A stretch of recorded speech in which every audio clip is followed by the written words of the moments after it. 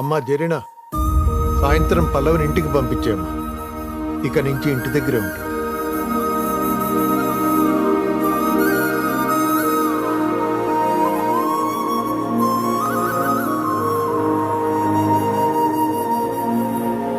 ఆకాశం తాకే నీ ఆక్రందనలు మనసారా వినువారెవరు?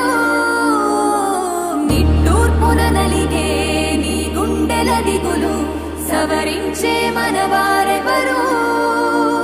కళమారుతున్న జీవితం కలతలోకి జారెనా, కలలు కన్న కనులకు నీటి చెమ్మ తగిలెనా, వెలుతురైన ప్రతిదినం చూపుతోంద వేదన, అందమైన బతుకున అలజడి చలరేగెనా.